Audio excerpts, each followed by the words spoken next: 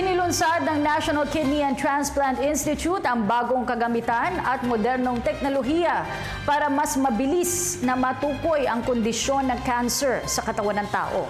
Ang ulat mula kay Sweden Velado. Mas mura na ang serbisyong PET-CT scan para sa ating mga kababayan ngayon dahil sa makabago at state-of-the-art na kagamitan at teknolohiya na inilunsad sa National Kidney and Transplant Institute sa tulong ng pribadong organisasyon na K-Health Corporation.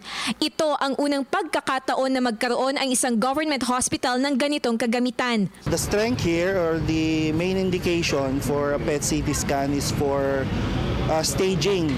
Staging meaning if you have been diagnosed with cancer, a PET-CT scan will help your doctor, your oncologist, plan the proper treatment strategy for you. Year 2012, we decided to be here because it is a government hospital and then there's a huge demand in the government public side. Ang positron emission tomography at computerized tomography o PET-CT scan ang makakatulong sa mga doktor na matukoy ang lokasyon at kondisyon ng cancer sa loob ng katawan bago magbigay ng treatment recommendation sa isang pasyente na na-diagnose ng may sakit na cancer.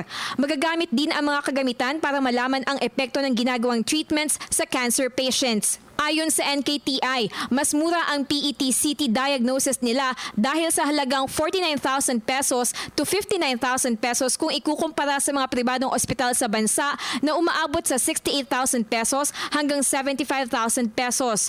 Aniya, bukod sa PET-CT scan na nagkakahalaga ng $2 million, kasama rin ang medical cyclotron facility na nasa $7 million sa ininvest ng K-Health Corporation sa NKTI. Isa itong laboratorio kung saan pwedeng gumawa ng mga kailangang gamot ng pasyente bago sumailalim sa PET-CT scan. It can produce good quality, high capacity an amount of radiopharmaceuticals, not only for NKTI but also for other hospitals. Sa tulong ng matagumpay na programang ito, mas mailalapit na sa ating mga kababayan, lalo na sa mga may sakit na cancer, ang serbisyong PET-CT scan. Para sa Telebisyon ng Bayan, ako si Sweden Velado.